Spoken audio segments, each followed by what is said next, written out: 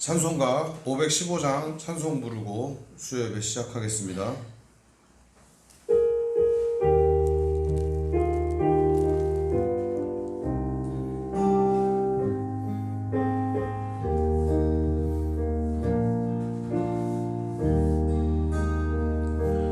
눈을 들어 하늘 보라 어지러운 세상 중에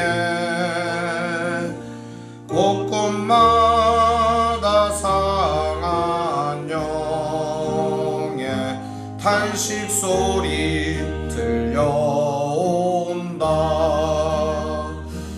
빛을 잃은 많은 사람 길을 잃고 헤매이며 강자처럼 기진하니 믿는 자여 어이할 곳 눈을 들어 하늘 보라 어두워진 세상 중에 외치는 자만 건많은 생명수는 말랐어라. 죄를 대속하신 주님 선한 일꾼 찾으시나 대답하리 어디 있나 믿는 자여 어이할 곳 눈을 들어 하늘 보라 살아계신 주 하나님 약한 자를 부르시어 하늘 뜻을 전하셨다. 생명수는 홀로 예수 처음이요 나중이라. 주님 너를 부르신다. 믿는 자여 어이할 곳 눈을 들어 하늘 보라 다시 사신 그리스도 만백성을 사랑하사 오래 참고 기다리네. 인내하신 우리 구주 의의 심판하시는 날 곧 가까이 임하는데 믿는 자여 어이할 4절 한번 다시 찬양합니다. 눈을 들어 하늘 보라 다시 사신 그리스도 만백성을 사랑하사 오래 참고 기다리네. 인내하신 우리 구주 의의 심판하시는 날 곧 가까이 임하는데 믿는 자여 어이할 곳 기도하겠습니다. 하나님 아버지 감사합니다. 오늘도 주님 은혜 가운데 수요예배 3일밤 예배로 예배하게 하시니 감사합니다. 모여 함께 말씀 듣고 찬양하며 기도하는 시간에 주님 우리에게 은혜 주시고 사랑과 평안을 허락하여 주옵소서. 원근각처에서 예배하는 성도들 기억하여 주시고 모든 상황과 조건과 여건이 어려울지라도 주님 믿고 의지하며 이겨낼 수 있도록 인도해 주시옵소서. 예수님의 이름으로 기도합니다. 아멘. 오늘 말씀은 마태복음 11장 13절에서 19절의 말씀을 보겠습니다. 마태복음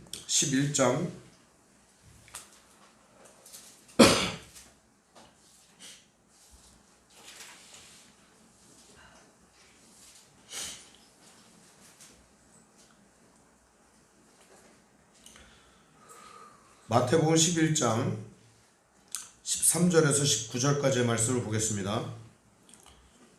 한 절씩 번갈아가며 교독하겠습니다. 모든 선지자와 율법이 예언한 것은 요한까지니 오늘 너희가 즐겨 받을진대 우리가 한 일레가 곧 이 사람이니라. 귀 있는 자는 들을지어다.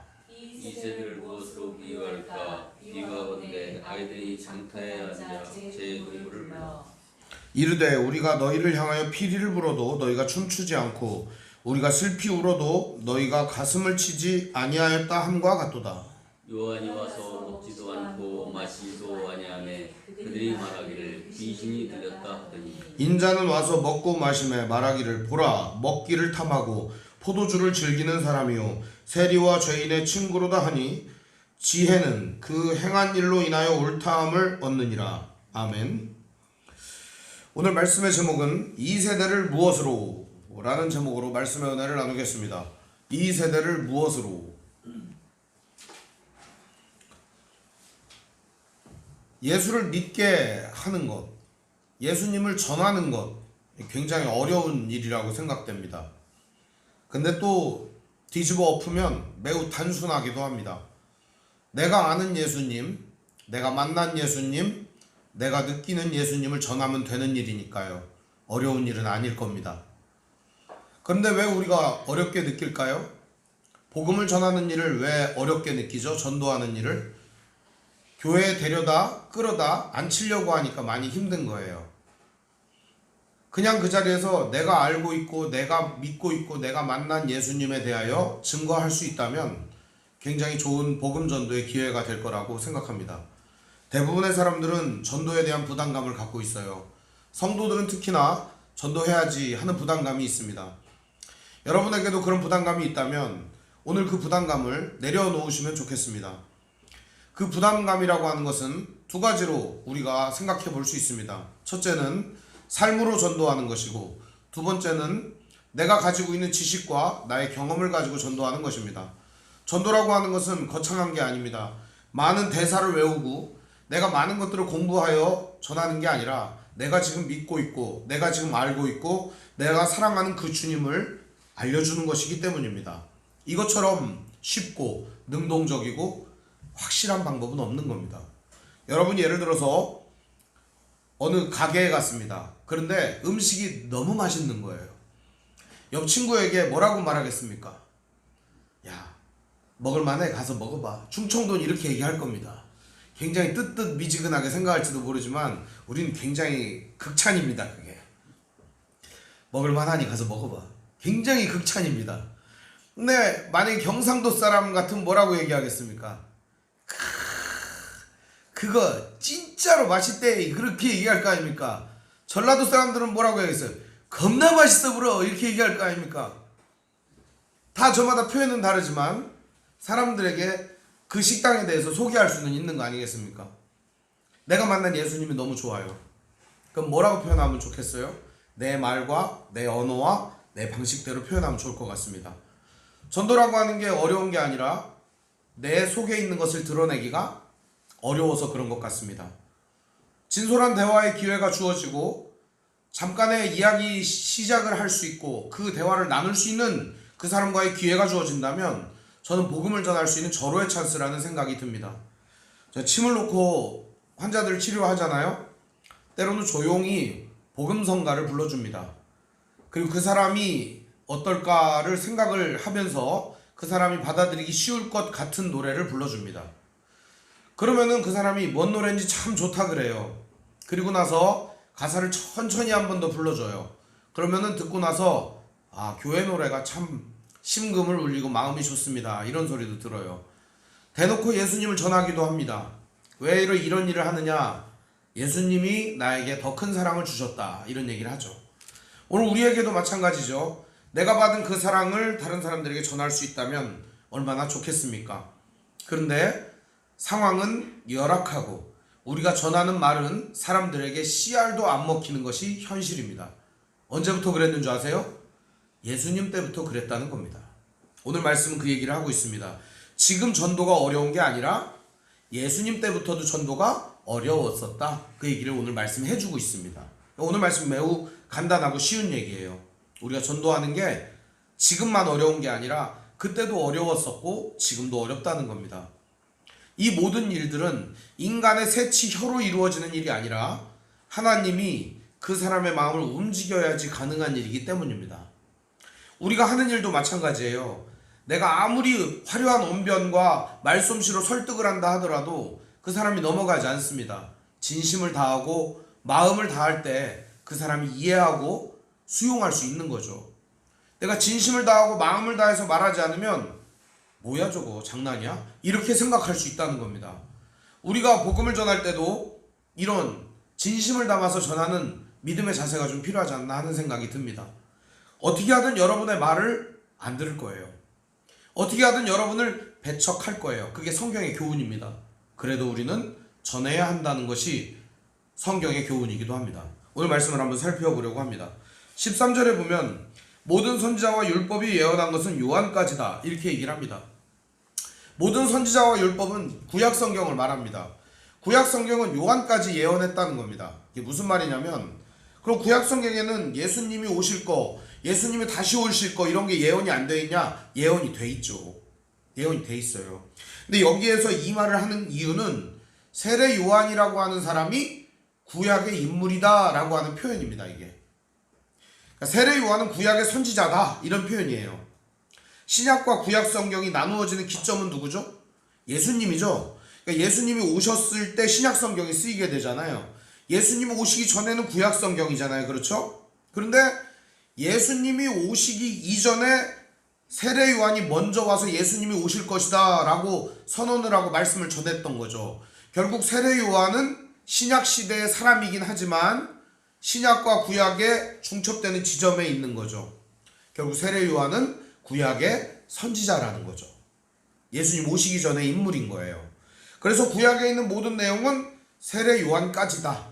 결국 세례 요한은 구약에 속한 인물이다, 이런 얘기를 하는 거죠. 그러면서 이렇게 말합니다. 만일 너희가 즐겨받을진대 오리라 한 엘리야가 곧 이 사람이니라. 이스라엘 사람들은 엘리야가 불말과 불수레를 타고 승천을 해버렸어요. 죽지 않고 하늘로 올라간 거예요. 성경에 죽지 않고 하늘로 올라간 두 사람이 있죠. 한 사람은 에녹, 그리고 한 사람은 엘리야죠. 엘리야가 불말과 불수레를 타고 승천을 했어요. 하늘로 올라갔어요. 확 하고 회오리 바람을 타고. 그런데 그 엘리야가 언제는 다시 올 거야 라고 하는 게 이스라엘 사람들의 여망이었습니다. 그럼 엘리야가 와서 무슨 일이 일어나느냐? 나쁜 놈들 다 심판하고, 그리고 하나님을 거스르는 자 아합 같은 자들에게 저주와 재앙을 내릴 것이다. 이런 것들이 이스라엘 사람들의 생각이었던 거죠. 실제적으로는 저주와 재앙이 아니라 하나님의 용서와 사랑과 평화의 소식을 예수님이 전하러 오신다라고 하는 내용이죠. 그것을 전하기 위하여 누가 온다는 거예요? 엘리야를 기대하고 있었던 거죠. 근데 그 엘리야가 누구래요? 예수님은 그 엘리야가 세례 요한이다, 이렇게 말해주고 있는 겁니다. 말라기서는 노골적으로 얘기합니다. 엘리야가 먼저 와야 한다, 이런 얘기를 합니다. 그러면 엘리야가 물리적으로 하늘에 올라갔다가 다시 내려온다, 이런 얘기가 아니라 엘리야가 올라갔던 대로 다시 내려오면 그 웃긴 얘기잖아요. 엘리야가 예수님이란 얘기잖아요. 그 얘기가 아니고 엘리야 같은 그런 선지자가 올 거다. 그 사람이 누구냐? 바로 세례 요한이다, 이렇게 얘기를 하는 거죠. 예를 들어서 이 시대에 이순신 같은 지도자가 있다. 그러면 이순신이 다시 살아나온다는 거예요? 아니면 이순신처럼 강직한 지도자가 생긴다는 거예요? 이순신처럼 강직한 지도자가 생긴다, 이런 개념인 거죠. 그러니까 이런 개념은 오해를 불러일으킬 수 있는 말씀이에요. 이걸 문자적으로 이해하면 엘리야가 구약 시대에서 다시 온다 이런 얘기죠. 시대를 거스르는 얘기죠. 그 얘기가 아니에요. 중요한 것은 엘리야가 온다고 했는데 그 사람이 누구래요? 세례 요한이에요. 세례 요한이 와서 어떻게 했죠? 세례 요한은 광야 아무것도 없는 그곳에서 메뚜기 잡아먹으면서, 그리고 석청 돌 사이에 이렇게 있는 꿀 같은 거 퍼먹으면서 그렇게 살았다는 거예요. 들판에서 메뚜기 잡아먹고 꿀 퍼먹고 살았다는 거죠. 저도 꿀을 좋아하는데 꿀 먹는다고 행복할까요? 메뚜기 잡아먹으면 행복할까요? 행복 안 해요. 세례 요한이 그렇게 살았던 이유는 뭘까요? 그는 평생 광야에서 무슨 일을 했느냐? 경건하게 살려고 애를 썼던 겁니다. 경건하게. 사람들과 교류도 잘 하지 않았어요. 세례 요한은 오로지 자기가 해야 될 사명만을 바라보았습니다. 나는 예수님을 전하러 이 세상에 왔고 예수님을 전하다가 갈 거야. 그분이 오시면 나는 자연히 뒤로 물러날 거야. 이런 생각을 갖고 있었던 거죠. 그런데 세례 요한에게 예수님이 세례를 받으러 나타나시는 거죠. 예수님이 오셨을 때 이미 세례 요한은 자기의 사명이 끝났다라고 생각했던 겁니다. 그런데요, 세례 요한이 이렇게 자기의 경건과 자기 자신을 금욕을 하고 철저하게 다스렸던 이유는 뭘까요? 오해받기를 거부했기 때문입니다. 자기가 혹시나 잘못된 행동을 했을 때 다시 오실 예수님이 오해받을까봐. 예를 들어서 세례 요한이 사람들한테 이제 막 나쁜 짓을 하고 그러면 어떨까요? 헌금을 간추한다든지 사람들을 갖다가 혹세무민한다든지 이러면은 뭐 그거 메시아 예수님 와봤자 별거 아니네, 세례 요한도 저 모양 저 꼴인데, 이렇게 말하지 않겠습니까? 그는 오실 예수님이 욕을 먹을까봐, 오실 예수님이 자기 때문에 해를 입을까봐, 자기가 증거하는 예수님이 해를 당할까봐 경건한 삶을 유지했다는 겁니다. 멋있지 않아요? 성도들도 세례 요한을 본받는 삶을 살았으면 좋겠습니다. 예수님을 전하는 우리가 누구보다 경건하고 누구보다 신실하게 살아간다면 복음은 잘 전해질 거라고 생각합니다. 자기도 제대로 살지 않으면서 남들한테 야, 너 똑바로 살아 그러면은 영화 대사처럼 뭐라고 얘기해요? 너나 잘하세요 그런다는 거예요. 너나 잘하세요. 이 굉장히 유명한 대사지 않습니까? 친절한 금자씨 대사인데, 오늘 우리가 그런 소리를 듣는 이유는 뭘까요? 결과적으로 우리가 전하는 예수님은 매우 좋으신 분인데 우리가 그 예수님을 전하기에는 너무 부끄러운 그릇일 수 있다는 겁니다. 세례 요한은 그래서 자기의 그릇을 깨끗하게 했던 겁니다. 자기 인생을. 그래서 예수님을 전했습니다.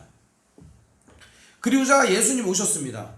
예수님이 오셨을 때 예수님은 금욕하지 않았어요. 세례 요한처럼. 어떻게 했어요? 사람들하고 어울리면서 모든 사람을 수용하셨어요. 그 사람이 밉상이든 진상이든 그 사람이 어떤 사람이든 다 수용해 주셨어요. 세리, 창녀, 당시에 만시지탄받던 장애인, 그리고 여자, 고아, 과부, 나그네, 모든 사람들을 수용해 주셨다는 거죠. 예수님의 품은 너무나도 넓었어요. 모든 사람을 포용해 줄 수 있었어요. 오늘 교회가 안타까운 것은 이 교회는, 우리 대한민국 교회는 연약한 자들과 교회와 반대되는 자들을 수용하기에 너무 품이 좁아요. 지들끼리만 모이려고 하는 게 있어요. 연약한 자들이 교회에 오고, 상처받은 자들이 교회에 오고, 동성애자들이 교회에 오고, 술 취한 자들이 교회에 오고, 노숙자들이 교회에 오고, 그리고 부도덕한 자들이 교회에 와야 되는 거예요. 그런 사람들을 수용할 수 있는 게 진짜 교회가 되는 거죠. 예수님처럼 말입니다. 복음이 전해진다는 건 결국에 뭐겠어요? 가난한 자들에게, 고통당하는 자들에게, 진정으로 자기 자신이 밑바닥이라고 하는 사실을 깨닫는 자들에게 복음이 전해지는 겁니다. 예수가 필요한 자들이죠. 내가 예수가 필요하다고 느끼는 사람들에게는 예수님이 진짜 필요한 분이 됩니다. 근데 난 예수가 필요 없다라고 느끼는 자에게는 예수님이 필요 없는 분이 되는 겁니다. 오늘 우리는 믿음을 갖고 사는데 이 믿음의 본질은 뭐겠습니까? 나는 예수님이 필요합니다. 이겁니다. 나는 예수님이 없이는 살 수가 없습니다. 이게 믿음입니다. 내 능력과 내 힘과 나의 의지로는 내 삶을 지탱할 수가 없습니다. 이게 믿음인 거죠. 근데 여기서 벗어나게 되면 어떻게 될까요? 오늘 우리들은 벗어나게 되는 순간에 나 자신이 하나님이 되고 나 자신이 기준이 돼버리는 겁니다. 매우 위험한 삶을 살게 되는 거죠. 당시에 유대인들은 이렇게 예수님과 세례 요한을 다 비판을 했습니다. 둘 다. 왜 비판했을까요? 싫었던 겁니다. 개혁이 싫었던 거고 변화가 싫었던 거고 차이를 인정할 수가 없었어요. 사람들을 차별할 수밖에 없었던 거죠.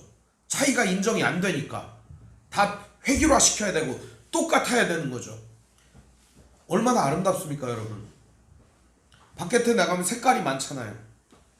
색깔이 많으면 얼마나 화려하고 아름답습니까? 다 똑같이 검은색이고 회색이면 어떻겠어요? 얼마나 재미없는 세상이에요. 오늘 말씀 보시죠. 귀 있는 자는 들을지어다 이렇게 얘기합니다. 귀 없는 사람 있습니까? 귀 다 있어요. 귀가 있는데 못 듣는 사람이 있어요. 여기 귀 있는 자는 들을지어다 라고 하는 앞면에 뭐가 생략이 된 거냐면 들을 수 있는 귀를 가진 사람만 들을 수 있다 이런 얘기입니다. 들을 수 없는 귀를 가진 사람은 들을 수 없다. 요거를 요렇게도 표현하는 사람들이 있어요. 들을 수 있는 마음, 수용하려고 하고자 하는 마음을 가진 자는 들을 수 있고 수용하고자 하는 마음이 없는 자는 수용할 수가 없고 들을 수가 없다 이런 얘기를 하는 겁니다. 자, 그럼 어떤 내용인가? 16절부터 19절까지의 내용입니다. 우리 한번 16, 17절 같이 읽어볼까요? 시작.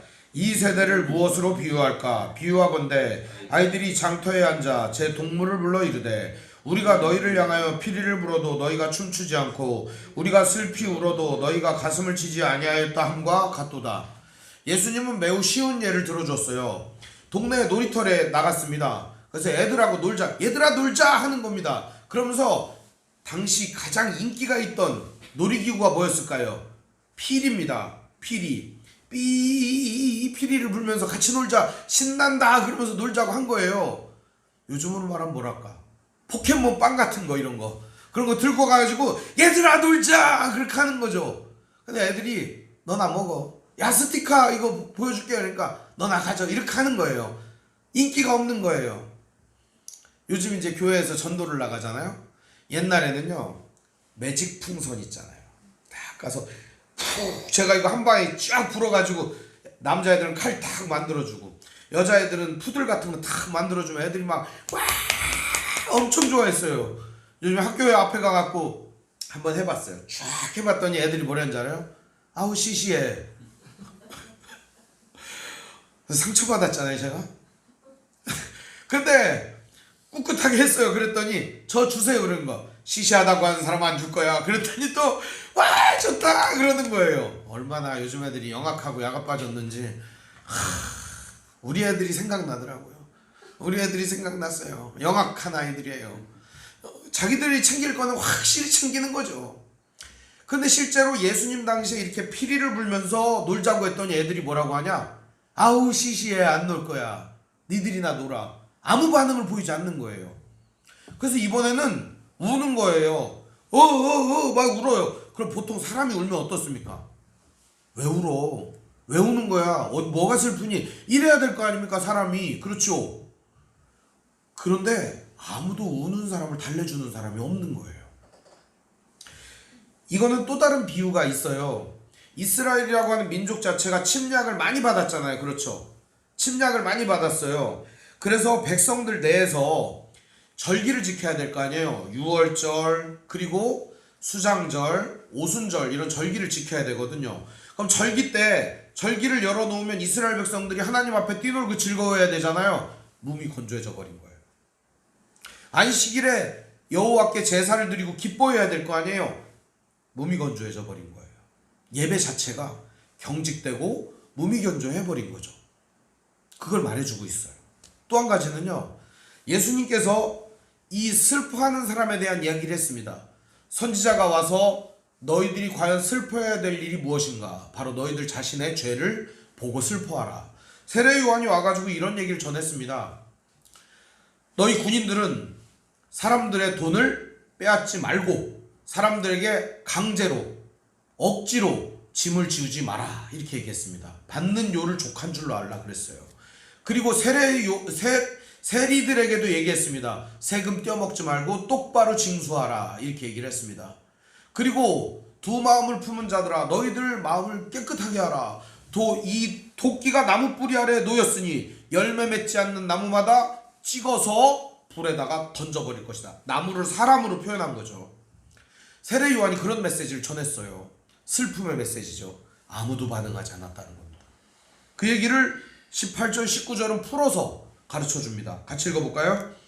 요한이 와서 먹지도 않고 마시지도 아니하며 그들이 말하기를 귀신이 들렸다 하더니 인자는 와서 먹고 마시며 말하기를 보라 먹기를 탐하고 포도주를 즐기는 사람이요 세리와 죄인의 친구로다 하니 지혜는 그 행할 일로 인하여 옳다함을 얻느니라. 세례 요한이 왔어요. 금욕 생활을 했어요. 바른 말씀만 전했습니다. 그리고 메뚜기하고 석청을 먹으면서 고행하면서 자기 자신을 경건하게 기도하면서 예수님 오심을 기다리면서 살았어요. 그랬더니 미친놈이라고 했던 거예요. 정신병자라고 했던 거예요. 세례 요한은 그런 모진 이야기를 들으면서도 내가 참아야지. 예수님 오신다. 그 예수님은 바로 너희들을 구원할 구세주시다. 이 얘기를 하는 거죠. 참는 겁니다. 그런데 사람들은 세례 요한을 대하여 뭐라고 얘기를 합니까? 귀신이 들렸다. 저 귀신이 씌어서 그래 저거. 미치지 않고서 어떻게 광야에서 메뚜기하고 석청 먹고 저렇게 그냥 소리만 베럭베럭 질러댈 수가 있어 저 인간이. 사람들이 죄나 지적하고 말이야. 그렇게 여겼던 겁니다. 반면에 인자는 누구죠? 예수님이 오셨어요. 예수님이 와서 즐겁게 노는 거죠. 이제 친구들하고. 세리, 매국노 같은 자들이죠. 나라를 팔아먹는 자들 같은 거예요. 창녀, 몸 파는 여자들. 그리고 이 안에 들어있는 많은 다수의 천한 사람들. 짐승의 피를 만지는 사람, 가죽을 만지는 사람, 그리고 천박한 일을 한다고 여겨지던 많은 상인들. 이런 사람들을 예수님 모두 다 수용하여 주셨다는 겁니다. 가난한 자, 고아, 과부, 나그네 모든 사람들을 말입니다. 그랬더니 예수님한테는 뭐라고 합니까? 이렇게 얘기합니다. 먹기를 탐하고 포도주를 즐기는 사람이요 세리와 죄인의 친구로다 이렇게 얘기를 한다는 거예요. 예수님 그놈은 더한 놈이야. 처먹기를 좋아하고 말이야. 포도주나 먹고 말이야. 사람들하고 어울리기나 좋아하고 춤이나 출 줄 알지 도대체 뭐 할 줄 아는 거야? 그러면서 이렇게 얘기합니다. 어울리는 놈들을 봐. 세리, 죄인, 창녀 아주 더러운 것들만 어울리는 거야. 저게 무슨 예수야 저게? 이랬다는 겁니다. 두 종류가 나옵니다. 사람들은 믿고 싶은 것만 믿고 보고 싶은 것만 봐요. 사람들은 내 마음에 믿고 싶고 보고 싶고 내가 원하는 것만 본다는 거예요. 이게 무서운 거예요, 여러분. 이게 엄청 무서운 거예요. 잘 생각해 보세요. 내가 좋아하고 사랑하는 존재가 있어요. 그러면 그 사람이 하는 일은 1000가지 좋아하는 일을 찾아요. 이 사람의 1000가지 좋은 점들을 찾아요. 근데 내가 싫어하는 사람이 있어요. 내가 미워하는 사람이. 그럼 그 사람은 내가 싫어하는 1000가지 이유를 찾는 거예요. 왜 싫은지 막 1000가지 이유를 찾는 거예요. 사람은 그래서 본성이라는 게 나 자신에게 있는 믿음, 그것을 거스르기가 너무너무 어려운 거예요. 이 안에 그게 장착돼 있어요. 인간들은 세례 요한이 와도 싫은 거예요. 예수님이 와도 싫은 거예요. 왜죠? 필요 없는 거거든요. 도스토옙스키라고 하는 사람이 쓴 카라마조프가의 형제들이라는 책이 있습니다. 인간의 본성에 대하여 많은 이야기를 다루고 있어요. 근데 이 도스토옙스키의 카라마조프가의 형제들 여기에 보면은 이반이라고 하는 표도로의 아들이 나옵니다. 그 그 아들이 대신문관의 입장에 서서 이야기를 하는 내용이 나와요. 거기에는 이런 내용이 나와요. 예수님이 재림을 해서 온 거예요. 그랬더니 추기경이 예수님을 맞으러 나간 거예요. 가봤더니 예수님이 너무 초라한 거예요. 예수님이 다시 왔는데 너무 초라한 거예요. 그리고 옛날 그대로 세리, 창녀, 고아, 과부 이런 사람들하고 어울리는 거예요. 그러니까 추기경이 성질이 난 겁니다. 예수님이 제일 먼저 와야 되는데 어디예요? 성베드로 대성당에 제일 먼저 들어와야 될 거 아니에요. 딴 왕으로 이렇게 올라가가지고 그 교황의 모자를 쓰고 왕호를 들고 여봐라 이러면서 예수님 왕권을 행사를 해야 될 거 아니에요. 그 예수님이 와갖고 말입니다. 가난한 사람들하고 죄인들하고 어울리는 거예요. 그러니까 추기경이 저건 필시 예수가 아닐지도 몰라. 사람들은 모두 다 예수님이 왔다고 추앙하고 난리가 났습니다. 그랬더니 당시에 대신문관이라고 하는 건 뭐냐면 이 사람이 마녀인지 아닌지를 심판을 하는 거예요. 대신문관이 마녀다 그럼 불질러 죽이는 거예요. 화형시킬 수 있는 권한이 있는 거예요. 그 대신문관이 예수를 불러옵니다. 그리고 앉혀놓고 말합니다. 너는 예수가 아니어야 돼. 너는 예수님이 맞지만 예수가 아니어야 돼. 왜? 우리가 이렇게 잘 만들어 놨잖아. 우리가 사람들에게 자유를 뺏어가지고 이렇게 잘 만들어 놨잖아. 그럼 예수 네가 와가지고 통치만 잘하면 되잖아. 근데 왜 자꾸 사람들 마음에 자유를 주려고 해? 우리가 뺏은 그 자유를 왜 네가 돌려주려고 해? 예수야 그러지 마 하는 거죠. 그러면서 너는 화형이야. 필요 없어. 우리가 다 다시 할 거야. 그때 놀라운 일이 벌어집니다. 예수님이 욕하고 심판하고 그래야 정상 아닙니까? 예수님이 대신문관을 안아줍니다. 그리고 등을 두드려줍니다. 눈물을 흘립니다. 이게 기독교예요. 기독교는 자기한테 삿대질하고 욕하는 사람한테 똑같이 대드는 게 기독교가 아니라 그 사람을 안아주고 그 사람을 위해 눈물을 흘려주고 그 사람의 마음을 이해해주고 사랑해주는 게 기독교 정신이라는 겁니다. 실제적으로 오늘 우리들도 그런 마음을 다 갖고 있습니다. 그런데 오늘 우리의 삶에서 드러나는 모습은 어떤 모습일까요? 복음을 전하고 하나님을 사랑을 전해야 되는 우리들의 입술과 우리들의 손과 발에는 그리스도의 마음이 담겨있지 않을 때가 많습니다. 때로는 이기적인 마음과 나 자신을 위하는 나 자신만의 마음이 나 혼자 편하자 나 혼자 좋으차 이런 마음이 너무 우리 마음에 가득 팽배하다는 겁니다. 오늘 예수님은 유대인들의 자세를 꼬집고 있는 겁니다. 바로 그들이 메시아로 오신 예수님을 받아들일 수 없는 사람들이라는 겁니다. 뿐만 아니라 그렇다면 구약 성경에서 말하는 예언의 주인공이었던 세례 요한이 증거하는 증거는 믿어야 될 거 아닙니까? 세례 요한의 증거조차 믿지 않았다는 겁니다. 예수님은 그러면서 뭐라고 얘기하냐? 마지막으로 이런 말씀을 줍니다. 지혜는 그 행한 일로 인하여 옳다함을 얻느니라. 세례 요한이 무슨 일을 했죠? 금욕, 경건, 그리스도를 위하여 자기의 전생애를 헌신했어요. 옳죠. 예수님 오셔서 무슨 일을 했어요? 모든 사람을 수용하고 포용해 주었습니다. 모든 사람을 사랑해 주었습니다. 그리고 십자가에서 죽으시기까지 사랑하셨다는 겁니다. 행위만 보면 어떻습니까? 세례 요한이나 예수님이나 둘 다 마땅히 존경받고 마땅히 사랑받고 마땅히 품어줘야 되고 마땅히 우리가 존중하고 존경해야 될 대상이죠. 그런데 사람들은 세례 요한도 예수님도 수용할 마음이 없었다는 겁니다. 애시당초 그들은 마음에 사랑, 믿음, 하나님 없었다는 거죠. 슬픈 얘기예요, 이게. 지금 이 세상은 그렇게 굴러가고 있어요. 곳곳마다 상한령의 탄식 소리가 들려오는데 아무도 그들을 구해주지 않습니다. 빛을 잃은 많은 사람들은 길을 잃고 헤매이는데 정작 빛을 가졌다고 하는 교회는 그 빛을 그들에게 비출 수 없는 상황이죠. 빈센트 반 고흐의 그림을 보면 별이 빛나는 밤에라는 그림이 있어요. Starry Starry Night 뭐 이런 노래도 있고, 거기에 보면은 그 그림에 다른 데는 다 노랗고 파랗고 하나님의 영광으로 가득 찼어요. 교회는 불 꺼진 예배당에 새카맣게 그려놨어요. 왜 그랬을까요?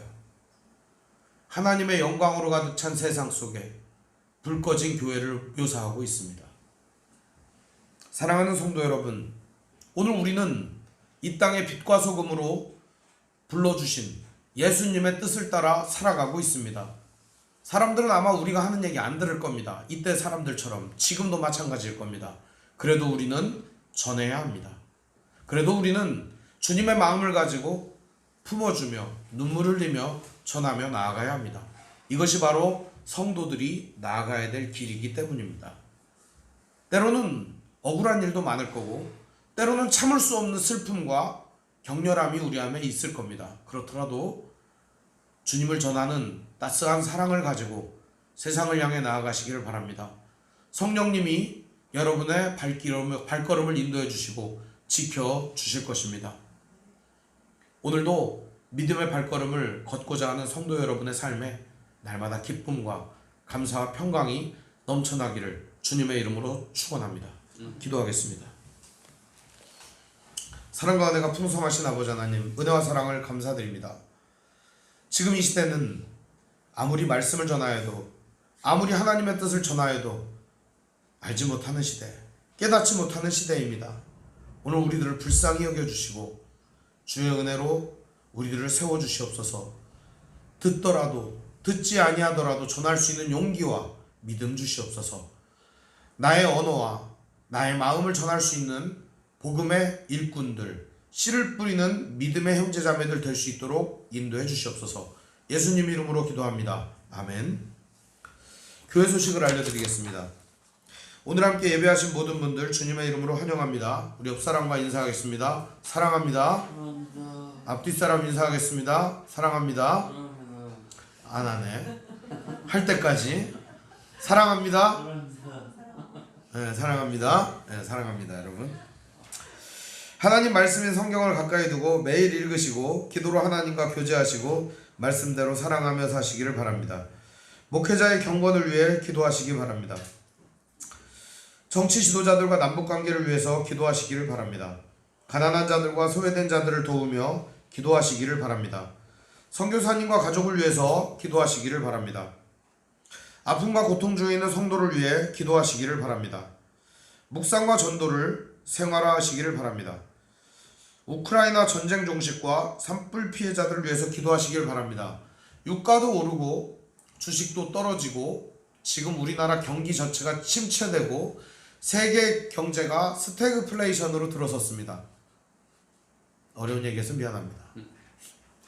물가는 오르는데 돈은 안 풀리고 있고, 그리고 사람들은 점점 힘들어지고 있는데 이자율은 올라가가지고 빚 갚기가 어려워졌다, 그런 뜻입니다. 먹고 살기 힘들어졌다, 이런 의미예요. 기도하시기 바랍니다. 주님 가르쳐 주신 기도로 마치겠습니다. 하늘에 계신 우리 아버지, 아버지 이름을 거룩하게 하시며 아버지의 나라가 오게 하시며 아버지의 뜻이 하늘에서와 같이 땅에서도 이루어지게 하소서. 오늘 우리에게 일용할 양식을 주시고 우리가 우리에게 잘못한 사람을 용서하여 준 것 같이 우리 죄를 용서하여 주시고 우리 시험에 빠지지 않게 하시고 악에서 구하소서. 나라와 권능과 영광이 영원히 아버지의 것입니다. 아멘.